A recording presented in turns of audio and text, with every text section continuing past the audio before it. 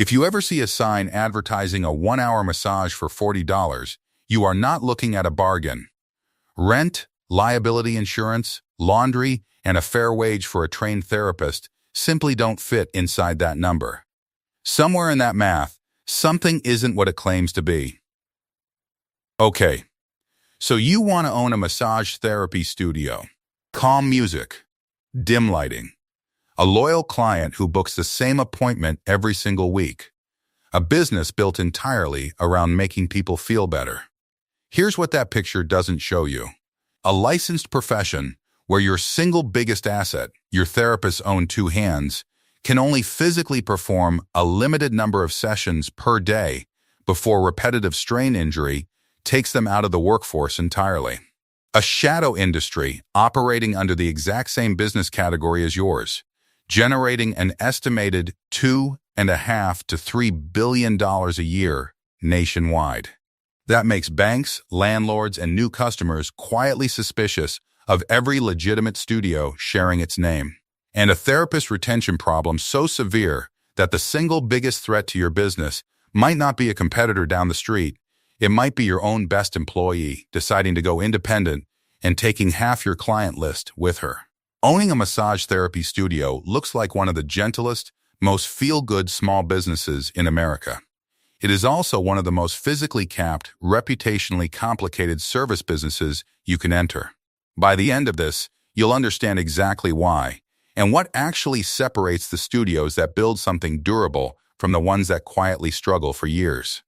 Before the numbers, let's define what we're talking about, because this industry has a genuinely wide range of business models. There's the solo independent therapist, renting a single room or working mobile, essentially a licensed freelancer with almost no overhead. There's the small studio, typically 2 to 5 treatment rooms with several therapists working under one roof and one owner managing the business side.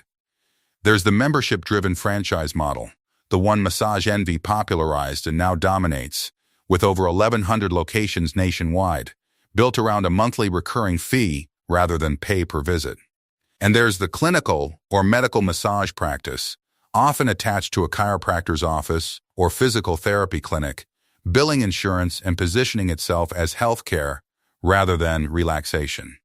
This script focuses primarily on the small independent studio, the version most first-time owners actually build, while pulling real numbers from the franchise tier, because that's where the industry's financial data is actually public and verified. The startup cost, and where the real range comes from. A lean, single-room setup, renting space or operating mobile, can realistically launch for well under $50,000 in initial capital assets, tables, linens, basic equipment, and licensing.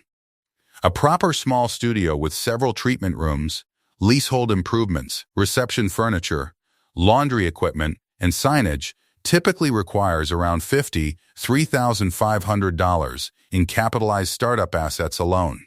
Before you add pre-opening costs like licensing, insurance setup, booking software, and payroll for your first few months. And here's the number that surprises most first-time owners.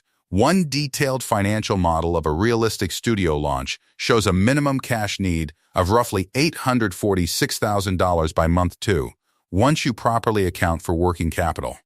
Not because the equipment is expensive, but because you need enough cash reserves to survive the slow ramp-up while you build a client base from zero. If you'd rather buy into a proven system, a Massage Envy franchise requires a total investment between roughly $606,000 and just over $1 million, including a franchise fee near $50,000, plus an ongoing 6% royalty and 2% marketing fee on every dollar of gross sales. For the rest of the time, you own it. The licensing landscape. And here's where this industry gets genuinely strange. Every state requires individual massage therapists to hold a professional license, typically requiring several hundred hours of accredited education and passing a board exam. But business-level licensing, the rules governing the studio itself rather than the individual practitioner, varies wildly from state to state, and in some jurisdictions is shockingly thin. This gap matters more than it sounds like it should, and we'll come back to exactly why in a few minutes. Beyond licensing, your ongoing infrastructure costs include liability insurance. Typically modest per month, but non-negotiable given the hands-on nature of the work, professional-grade massage tables and linens that need constant laundering and periodic replacement, and booking and payment software to manage a schedule that, unlike most retail businesses, is entirely built around fixed time slots rather than flexible inventory. The revenue model and the structural ceiling almost nobody talks about. A legitimate clinical massage typically runs between $85 and $150 per hour depending on the market, and many studios, following the model Massage Envy popularized, layer a monthly membership fee on top, giving members a discounted rate and, more importantly for you as the owner, predictable recurring revenue instead of unpredictable walk-in traffic. Massage Envy's own franchise data shows their locations averaging $1.1 million in annual unit volume, built on a membership base exceeding 1.6 million members system-wide. But here's the ceiling that makes this business fundamentally different from almost anything else we've covered. A massage therapist's body is the entire production capacity of your business, and that capacity does not scale like inventory or floor space. A therapist physically cannot sustainably perform more than a handful of sessions in a single day without a serious risk of repetitive strain injury. One of the leading reasons therapists leave the profession entirely within just a few years of starting. Unlike a driving range or a bike shop, you can't simply add more inventory or extend your hours to grow revenue. Every additional dollar requires either another trained, licensed body in another room or asking your existing staff to absorb physical wear that shortens their entire career. Let's build a realistic scenario. A 4-room studio with 3 active therapists, each averaging 5 sessions a day at an average rate of $110, 4 days a week, generates roughly $33,000 a month, or around $396,000 a year. Subtract therapist compensation, commonly 40 to 60% of session revenue depending on your market, somewhere around $200,000 a year, plus rent, insurance, laundry, and admin costs of roughly $100,000. And you're left with a genuinely modest $96,000 in owner profit, against an initial investment that likely ran $250,000 to $500,000 once working capital is included.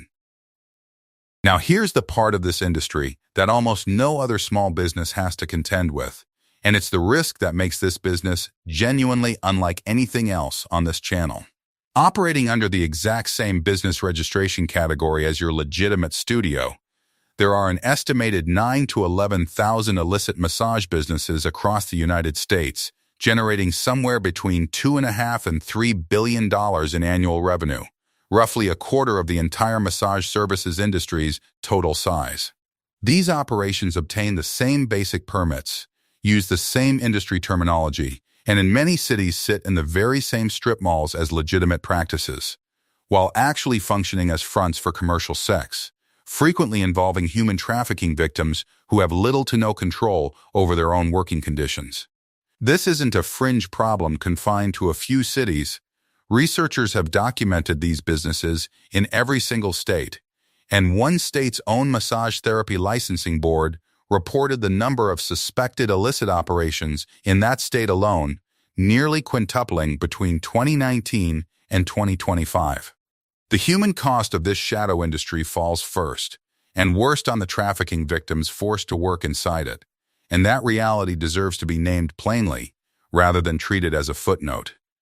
But there's a second, quieter casualty. Every legitimate massage therapist and studio owner operating under the same licensing category, the same industry name, and often the same city block. Banks and commercial landlords, aware of this exact reputational risk, have grown genuinely more cautious about leasing to or financing massage-related businesses in general. Cities have responded to high-profile trafficking cases with sweeping new licensing crackdowns and zoning restrictions that raise compliance costs for every operator in the area, guilty or not. And ordinary customers, increasingly aware that a suspiciously cheap massage might not be what it claims, sometimes approach even fully licensed, reputable studios with a skepticism that a hair salon or a gym owner never has to overcome. So, who actually wins in this business long term? Almost never the small independent studio trying to compete purely on price in a market where a customer can't easily tell your legitimate $110 session apart from a suspicious storefront charging $40 for the same advertised hour. The operators who build something durable are the ones who lean hard into visible legitimacy, prominent display of therapist credentials, transparent pricing well above the range associated with illicit operations, membership models that build a recurring, loyal client base rather than relying on walk-in traffic, and increasingly, positioning the practice as clinical or medical rather than purely relaxation-focused, which both commands a higher price point and sidesteps the reputational confusion entirely. This is precisely why the franchise and membership model has grown to dominate this industry's public numbers. Massage Envy's scale, brand recognition, and membership structure insulated almost completely from the pricing confusion and reputational suspicion that a small, anonymous independent studio has to actively fight against every single day just to be taken seriously. And there's a second, more personal risk sitting right alongside that industry-wide one. Your own therapists are also your entire product, and they know it. A skilled, well-liked massage therapist builds a genuinely personal relationship with her regular clients over months and years. And if she decides to leave, whether to another studio or to go fully independent, a significant share of the clients who specifically booked with her often follow her out the door. Unlike a retail employee, a therapist who leaves doesn't just cost you a hire. She can take a meaningful piece of your recurring revenue with her permanently. Let's put real numbers next to two scenarios for our 4-room, 3-therapist studio. The good year, steady client retention, a growing membership base that now covers 60% of your monthly bookings, and stable staffing all year. Annual revenue reaches $420,000. Therapist compensation and operating costs together run $310,000. Net profit for the year, a genuinely solid $110,000. The bad year, your city, responding to a widely publicized trafficking bust at an illicit business 2 blocks away, rolls out new mandatory licensing verification and signage requirements for every massage business in the district, costing you $8,000 in compliance upgrades and a month of confusing, slower foot traffic while customers sort out which studios are affected. Simultaneously, your most senior therapist, who alone generated close to 1/3 of your total revenue through her loyal client base, gives notice and opens her own single-room practice across town, taking a meaningful share of her regular clients with her within weeks. Replacing her takes 2 months, during which that chair sits empty, generating 0 revenue. And the new hire needs several more months to rebuild anything close to the same client trust and booking volume. Annual revenue falls to $290,000. Your costs barely move, still around $280,000 once you include the compliance upgrade and the cost of recruiting and onboarding a replacement therapist. Net profit for the year, a bare $10,000, a year that came shockingly close to break even despite the business looking, on paper, almost identical to the year before. The swing between those 2 years is exactly $100,000, and neither cause was a slow season or bad marketing. One was an industry-wide reputational risk you had no part in creating, and the other was the simple fact that your most valuable asset had 2 working hands and the freedom to walk out the door with them. So, does owning a massage therapy studio make sense? The honest answer is that the underlying demand for this service is genuinely durable, people want to feel better, and that need isn't going anywhere.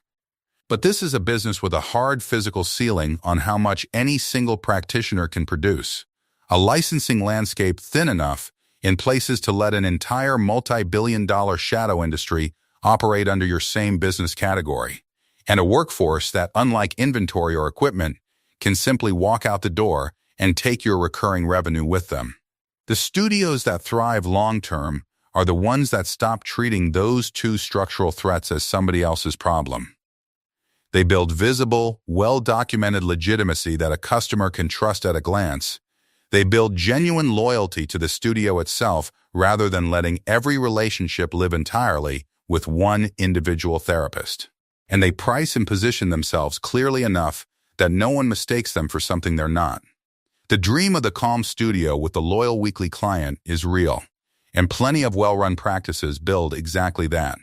The economics underneath it are more fragile than the soft lighting suggests, and the owners who last are the ones who understood, before they opened the door, that they weren't just running a wellness business, they were running a licensed profession, sharing its name with an entire hidden industry, and building a business sturdy enough to be clearly, visibly different from it.